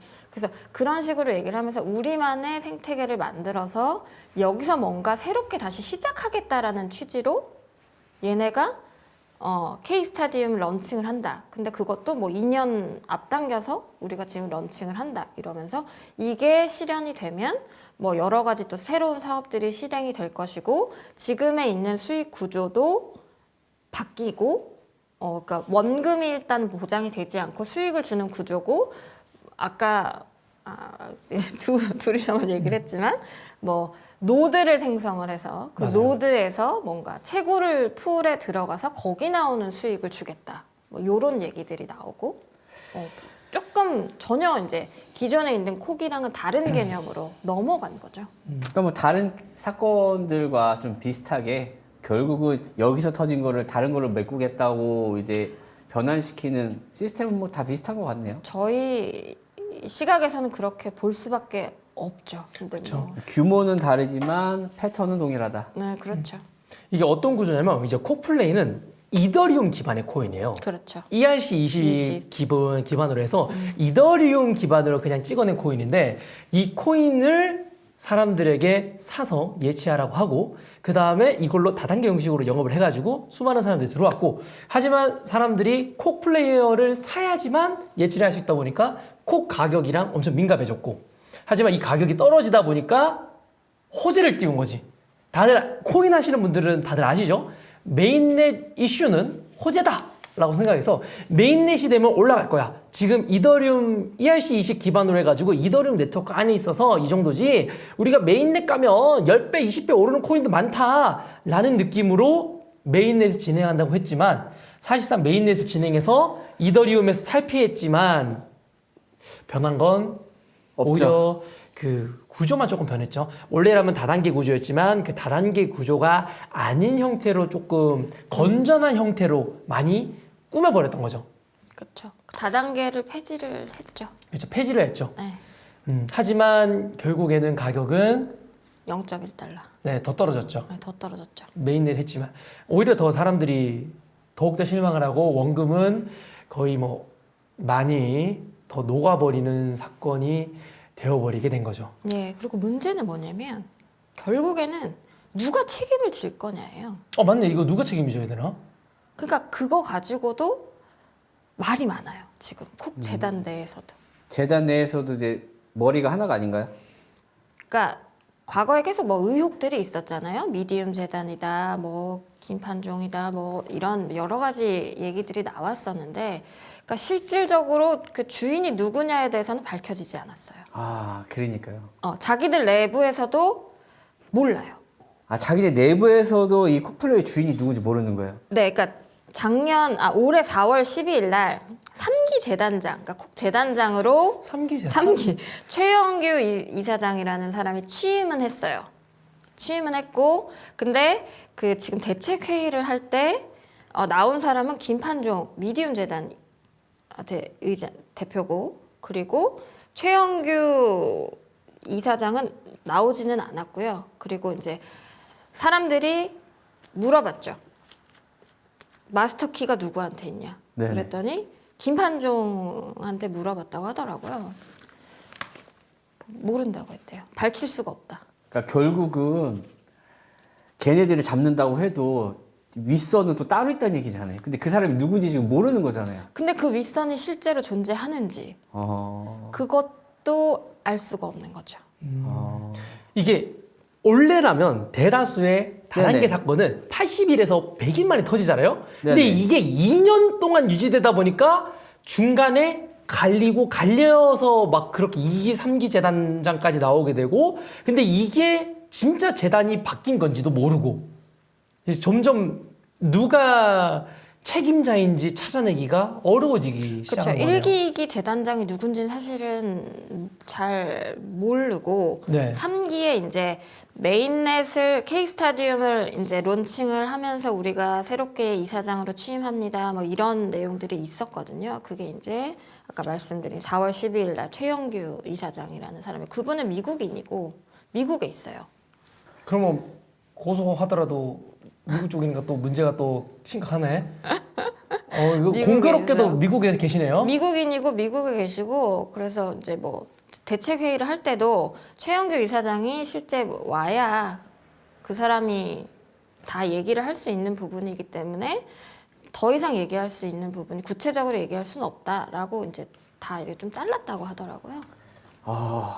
흑막은 따로 있을 것 같은 냄새가 강력하게 나오긴 하는데. 근데 뭐 저희가 그런 의혹까지는 뭐 밝힐 수는 없으나 네네. 없죠. 뭐 어쨌든 다 이제 모르세니까 마스터 키를 누가 가지고 있는지도 몰라. 재단 이사장도 모른다 그러면은 참. 그렇죠. 그리고 거기서 왜 이제 미디움 재단이 등장하는지도 사실은 의문이고요. 네네. 그렇죠. 미디움 재단이랑 콕플레이는 선을 걷잖아요. 우리는 콕 재단이랑 관계가 없다라고 선을 그은 상황이었거든요. 그렇죠, 그렇죠. 네. 근데 지금 이제 모든 이런 대책 회의에는 좀 들어가고 그리고 뭐 한 가지 더 울산 지청에서 지금 수사 중이라고 하더라고요. 어디를요? 그 콕플레이, 네, 코플레이. 미디움 뭐 전부 이렇게 다? 관련해서 뭐 정확하게 제 사건이 아니라서 저도 이제 잘 모르는데 이제 뭐 이제 김판종 의원이 뭐 이렇게 횡령을 했다. 콕 재단에 돈을 횡령을 했다. 뭐 이런 의혹이 있어요. 조사 중이라고 하더라고요. 이거 어지럽네. 이게 결론은 이게 참. 그러니까 진짜- 4,500억 정도 횡령을 했다던데. 사람들이 진짜 아니 이게 횡령으로만 4,500억이면 회사 돈이 진짜 많았다는 뜻이네요. 그만큼. 근데 제가 조금 의문인 게 횡령이라는 건 보관자의 지위에 있어야 되거든요. 네네. 근데 만약에 이게 제가 정확하지 않은 정보라서 일단 그냥 말씀만 드립니다. 이 부분에 대해서는 나중에 정정이 될 수도 있다고 말씀을 드릴게요. 콕 재단의 돈이라고 하면 그게 어떻게 그 미디움 재단 대표의 횡령이 될 수 있는지도 조금 의문이어가지고요. 네. 그러니까 보관금이라고 하는 것이 콕의 투자금이라고 한다고 치면 그 콕의 투자금을 이 사람이 횡령할 지위에 있어야 되는 거거든요. 그렇죠. 횡령이라는 건 그 돈을 들고 있어야 보관을 될 해야 돼. 정도로. 보관자의 지위에 있어야 돼요. 그 그쵸. 법이 성립이 되려면. 네. 근데 그런 지위에 있었나라는 것부터가 좀 의혹인 거죠. 그러니까 어떤 관계가 있었는지는 사실은 뭐 저희로서는 알 수 없지만 그 부분은 수사기관에서 좀 조사를 해야겠죠. 이런 거 빨리 좀 잡혔으면 좋겠네요. 제대로 된 조사가 이게 들어가서. 너무 복잡해가지고 어디서부터 손을 대야 될지 모르겠어요. 그렇죠. 규모가 워낙에 크다 보니까. 그러면 이제 궁금한 거는 만약에 지금 콕플레이로 인한 피해를 보신 분들이 진짜 많단 말이에요. 이게 여러분들은 모르실 수도 있지만 진짜 많아요. 왜냐하면 방금 횡령 금액만 4,500억이니까 모인 돈이 어마무시하단 말이죠. 네네. 그럼 이제 어마무시하죠. 그런 분들이 만약에 고소를 진행하게 되면 과연 어디에서 누구를 타겟으로 하는지 그리고 누구 돈을 묶어서 피해자분들이 나눠 가질 수 있는지 막 이런 거는 좀 나와 있는 건가요? 일단은 재단 관계자들을 다 고소를 해야 되겠죠. 그리고 그것과 관련이 있다고 의혹이 있는 분들도 다 고소를 해야 될 것이고. 네. 근데 아마 그렇게 들어가면 경찰 측에서는 이 사람이 왜 공모했다는 거예요? 라고 우리한테 밝히라고 또 할 거예요.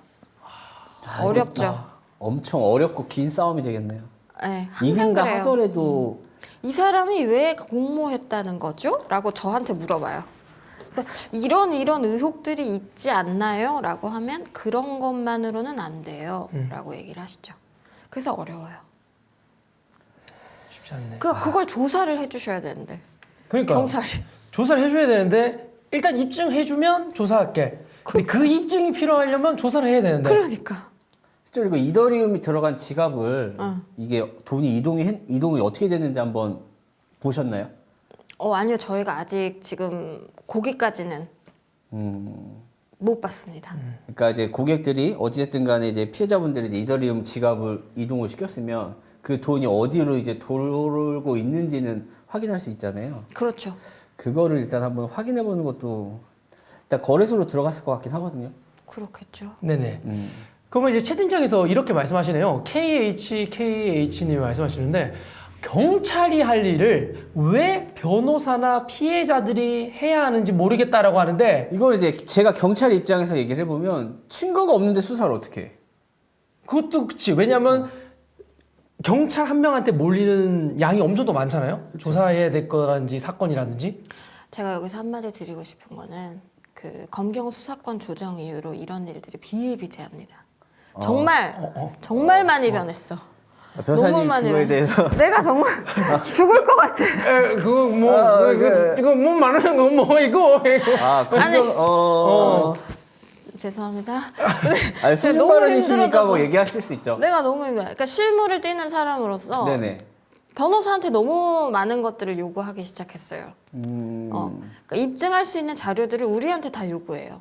그 전엔 안 그랬는데. 그 전에 비해서는 훨씬 더. 그리고 사건을 수사하는 깊이나 강도나 혹은 뭐 기간이나 이런 것들도 너무 많이 얕아지고 기간도 길어지고 아무튼 제가 여기서 지금 지금 방송에서 드릴 말씀은 아니지만 그러니까 어려움이 많아요. 어려움이 많다. 어려움이 너무 많습니다. 좀 진짜 너무 많습니다. 근데 이게 우리가 알아야 되는 건 네네. 결국에는 우리가 피해를 봤으면 우리가 조사해야 된다라는 것을 머릿속으로 알아야겠네요. 그러니까 뭐 우리 집에 강도가 들었어. 그건 이제 경찰들이 와서 뭐 지문 채취나 이런 거를 도와줄 수는 있잖아요. 그렇죠. 근데 코인이나 이런 금융사기 같은 사기 경우는 같은 거는 이게 사기다라고 얘기했을 때 이게 왜 사기인지를 이제 경찰분들에게 설명을 해줘야 되기 때문에 제가 정말 사기 사건 입증하기가 정말 어려운데요. 저희가 다 해야 됩니다. 거의. 맞아요. 아니면 증거물 충분히 나와요.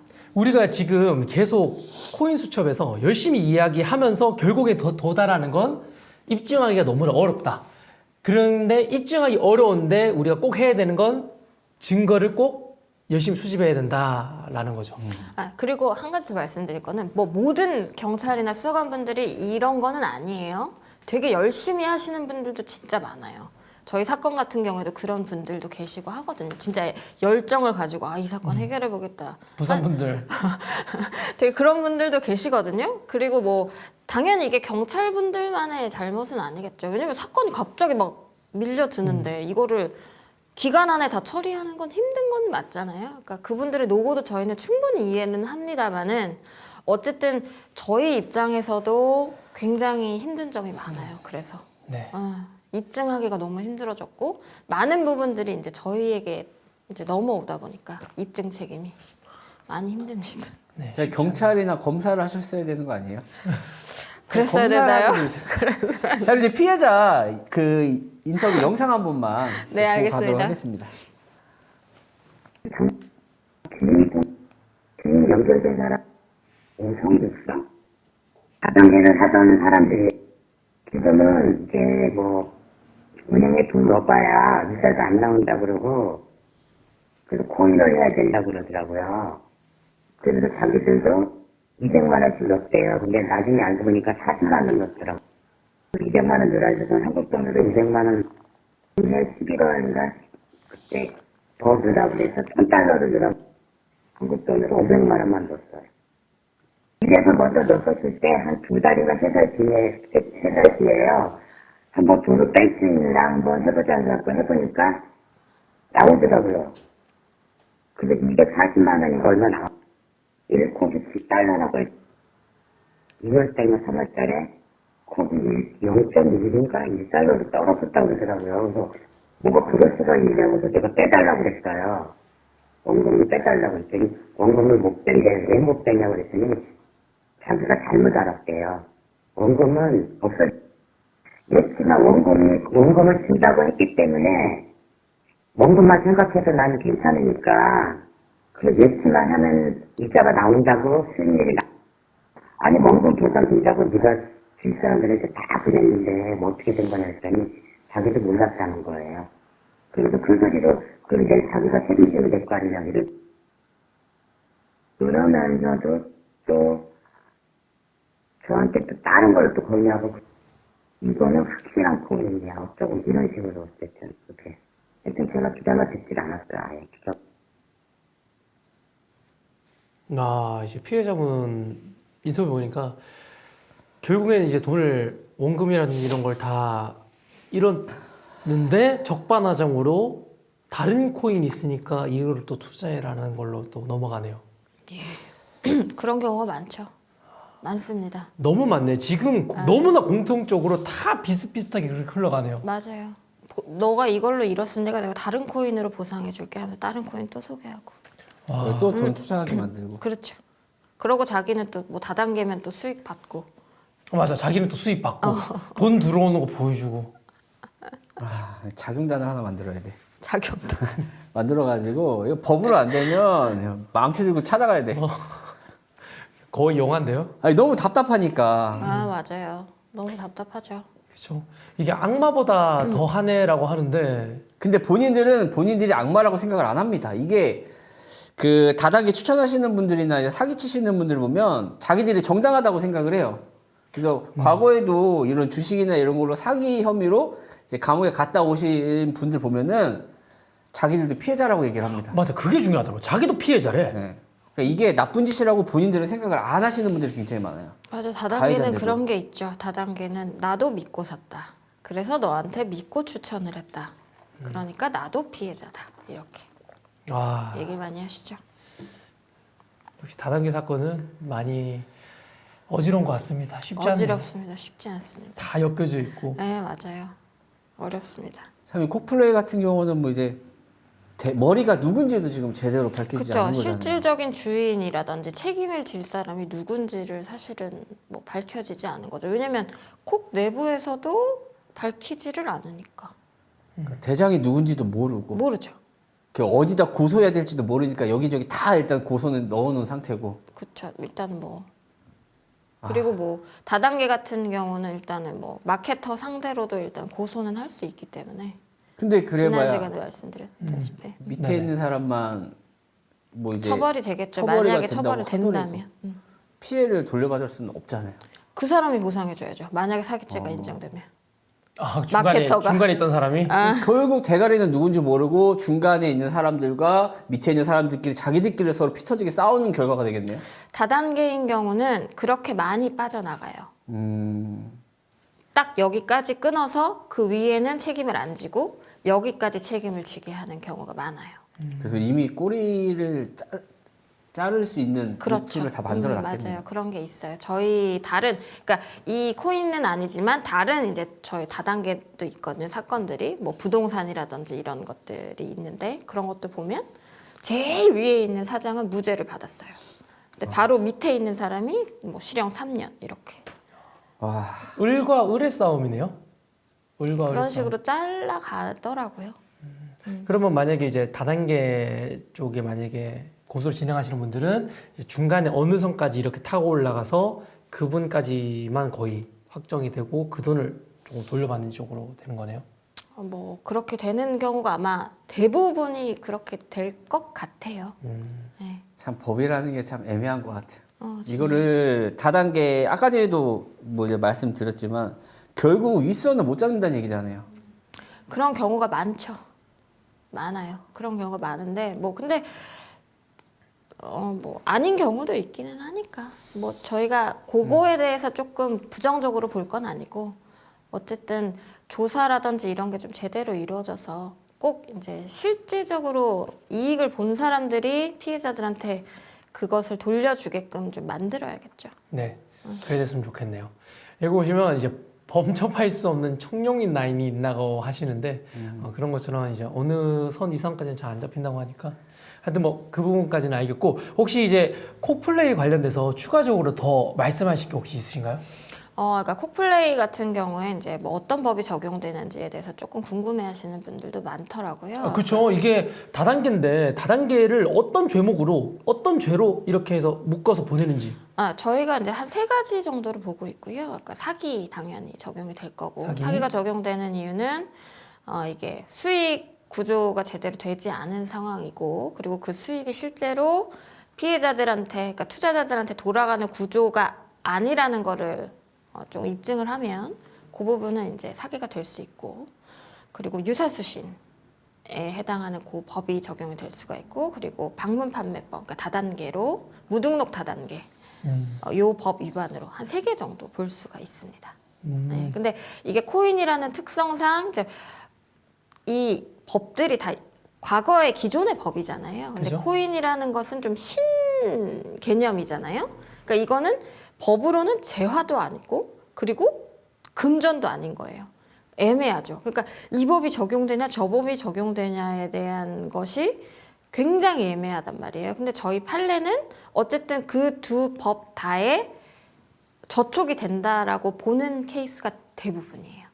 그러니까 재화도 아니고 금전도 아니지만 금전과 같은 그런 위치에 있고, 그리고 실제로 투자자들은 이것을 금전이라고 생각을 하고 투자를 했기 때문에 유사수신에도 걸린다고 보고 있고요. 네네. 네, 그래서 뭐 판례들의 태도는 어쨌든 이 각 법들이 다 저촉이 된다고 보고는 있습니다. 네. 그럼 유사수신이라고 하면 이제 사람들에게 돈을 이렇게 많이 모으는 걸. 그렇죠. 수신을 하는 거죠. 금전을 모으는 거예요. 근데 이제 금융기관이나 이런 데가 아닌 아닌 데에서. 데에서 사람들로부터 투자금, 금전을 수신을 하면 그게 유사수신 위반이에요. 그렇죠. 이거 두 번째 것도 그러면 거의 확실한데 세 번째인 이제 방문판매법 위반인데 대다수의 분들이 세미나 같은 데 가면 이렇게 듣는다고요? 아모레도 그렇게 컸다 하면서 아모레도 당시에는 방문판매나 이런 걸로 해가지고 잘 컸다. 우리가 하는 것도 정상적인 거다. 아모레와 비슷하다라고 이야기할 정도로 방문판매는 네트워킹 방식으로 마케팅하는 것은 문제가 되지 않는다, 불법이 아니다라고 알고 계신 분들도 있거든요. 네, 등록하고 하면 돼요. 등록하고. 네, 그러니까 우리가 다단계로 알고 있는 뭐 예를 들 많잖아요. 뭐 애텀이라든지 뭐 그죠? 그런 것들 다 등록하고 하니까.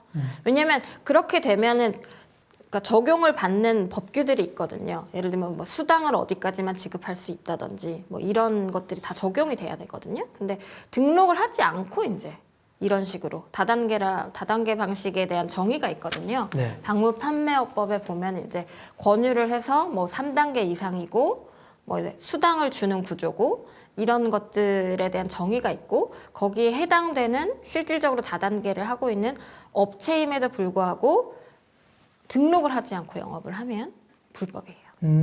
그러면 우리나라가 또 잘 돼 있는 게 방문 판매 등록이 되어 있으면 또 홈페이지에 나오지 않나요? 그걸 검색할 수 있는 그렇겠죠. 홈페이지가 있더라고요. 그렇겠죠. 네, 그러면 혹시나 누군가가 다단계 같은 거 설명했을 때 그 업체 이름을 듣고 거기 검색하면 실제로 등록된 업체인지 아닌지도 알면 여러분들이 피할 수 있는 것도 방법이 또 하나가 되겠네요. 근데 뭐 상품을 일단 거래를 해야 돼요. 아, 상품이요? 코인은 안 되는 거예요?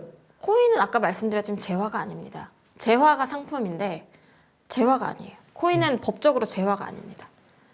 그러면 진짜 관리 가능한 자연력도 아니고 유체물도 아니기 때문에. 그러면 예를 들어 옛날식 표현이지만 정말 옥장판이나 그렇죠. 이런 화장품. 거를 해야 진짜 다단계다. 그렇죠. 재화가 거래가 돼야 돼요. 그러니까 코인은 당연히 재화라는 개념에 포함이 안 됩니다. 그럼 애초에 불법 다단계인 거네요, 그냥. 그렇죠. 코인으로 다단계 만들면 무조건 그냥 무등록 불법 다단계다. 그러니까 뭐 3단계 이상이 돼야 되고요. 3단계 이상. 그러니까 네. 조건이 있습니다. 3단계 오케이. 이상은 돼야 되고요.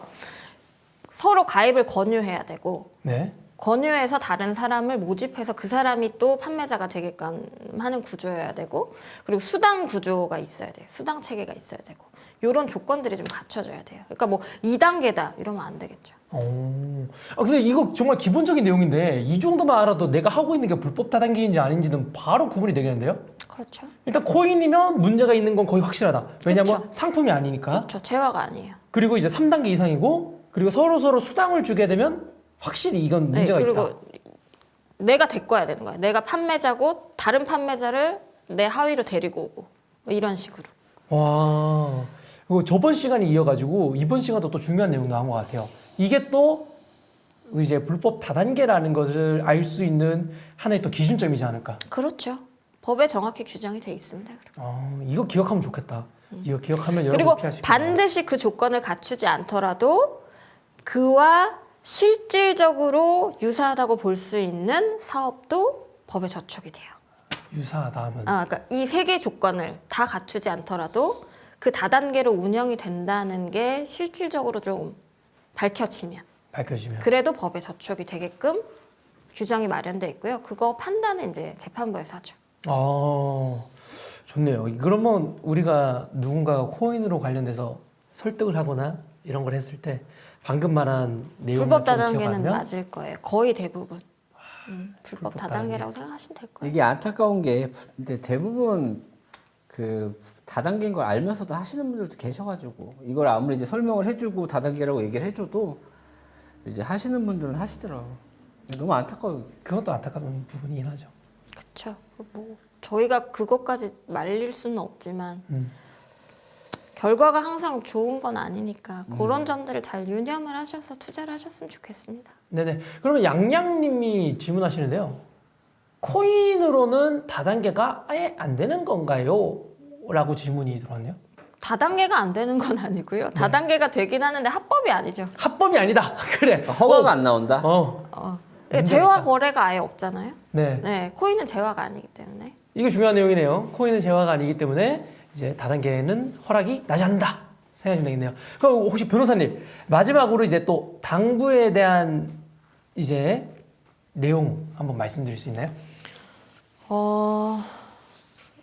저기 피해자 인터뷰가 하나 더 있나 보네요. 그럼 피해자 인터뷰 하나 더 보고 그러면 진행하도록 하겠습니다.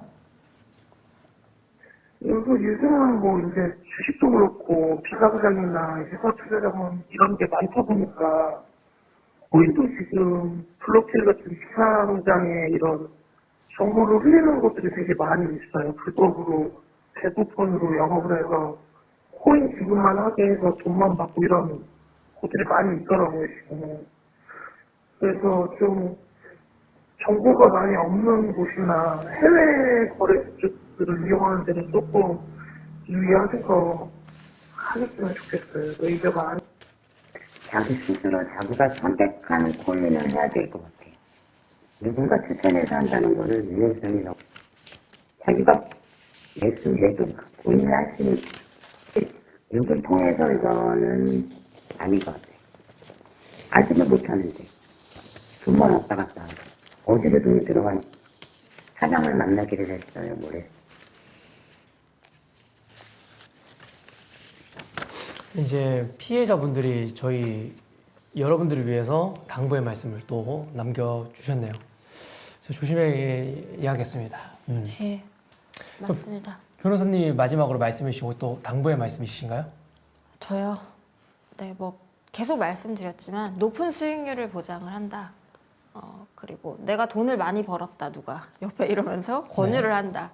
절대 좀 안 하셨으면 좋겠고 그리고 좀 투자를 하실 때는 내가 뭐에 투자하는지에 대해서 좀 알고 공부를 그때 좀 공부를 하시고 투자를 하셨으면 좋겠어요. 네, 제발 알고 투자해라.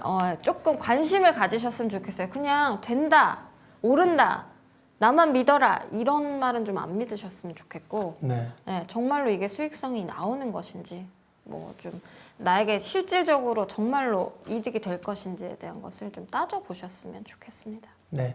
이게 사람들이 시장에서 10,000원, 20,000원 쓸 때는 그렇게 알아보면서 네네. 사과 고를 때, 과일 고를 때는 그렇게 알아보면서 100만 원, 200만 원, 1,000만 원, 5천만 원 이렇게 큰 돈을 넣을 때는 아예 안 알아보시는 게 너무나 슬픈 현실이네요. 힘들어서 그래요. 그러니까 사는 게 너무 힘드니까 작은 지푸라기라도 잡고 싶은 심정에 많이들 투자하시는 거거든요. 그래서 이제 이런 분들이 엄청난 부자가 되겠다라고 생각을 하고 투자하시는 분들이 아니에요. 그냥 내 지금 삶이 너무 절박하고 힘드니까 내 자식들이라든지 아니면 내 가족들을 좀 편안하게 해주고 싶은 마음에 이제 투자를 하시는 분들이 많기 때문에 맞아요. 이게 진짜 돈 많은 사람들은 투자를 안 해요. 이런 데는. 맞아요. 맞아. 그게 또 중요하죠. 진짜 포인트 중에 하나가 맞아요. 그게. 절실해서 그래요. 절실해서. 그런 마음을 이용하잖아요. 그 틈을 그렇죠. 을에게. 그렇지. 그런 심리를 이용해서 파는 거야. 그게 너무 안타까워. 아, 정말. 근데 정말 잘 짚으신 게 맞아요. 예, 많은 분들을 만나보시면 진짜 여유를 가지고 투자하시는 분들 생각보다 별로 없어요. 저희가 항상 이제 투자를 조언할 때도 여유 자금으로 길게 보고 롱텀으로 투자해야 된다라고 항상 말씀을 드려도 항상 단기간에 돈을 벌고 싶어 하시는 분들의 시드를 보면 금액을 보면 다 작은 금액이에요. 큰 금액으로 진짜 단기간에 몇 배 불려야지라고 생각하시는 분들은 거의 없어요. 그러니까 작은 금액을 가지신 분들이 더 절실하고 절박하고 그런 마음을 가지고 도박을 하시는 것과 같은 행위라고 저는 생각을 하거든요. 그러니까 맞아요. 절실할수록 차곡차곡 시간이 걸리더라도 정석대로 가야 된다라고 생각이 드는데 힘드니까. 지금 당장 너무 힘드니까.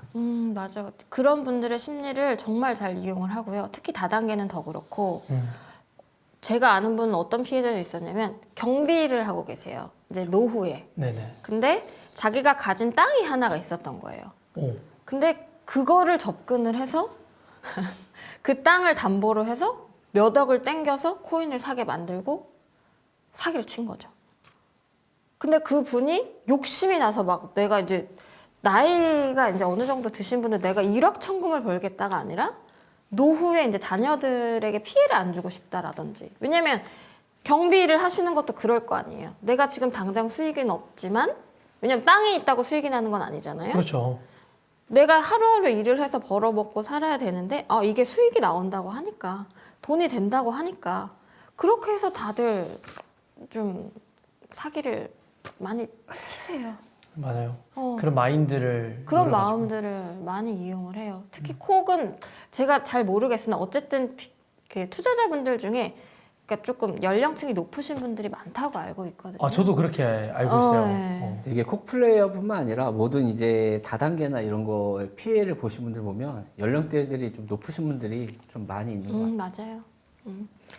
네, 뭐 채팅창에서 물어보시는데 나 네트원 샀는데 변호사님한테 연락해서 문의하면 될까요?라고 하는데 이거 예, 연락 주십시오. 네네. 저희가 해결해 드리겠습니다. 네, 맞습니다. 네, 연락해 주시면 됐다. 이미 저희가 뭐 네트원으로 고소가 들어가 있기 때문에. 네. 그리고 이제 다른 분 질문이 이제 내 지인분이 콕플레이를 들고 있는데 없다고 생각해야 하나요? 아니면 내가 어떻게 해야 할까요? 라는 질문이 있네요. 뭐 피해 금액에 따라 좀 다르겠죠. 그러니까 아예 그냥 뭐 버린 돈으로 셈 치겠다, 머리 아프다 이렇게 하시는 분들도 있고 금액이 적은 분들은. 근데 뭐 1,000만 원대, 뭐 억대 이렇게 들어가신 분들은 그게 안 되니까 이제 좀 조치를 취하고자 하시는 분들. 그러니까 저희 방에 계신 분들은 대부분 이제는 뭐 빨리 이거 해결을 하자 이런 취지로 많이 얘기를 하고 계시거든요. 그러니까 네. 좀 조치를 취하자 이런 쪽으로 얘기를 하고 계시기 때문에.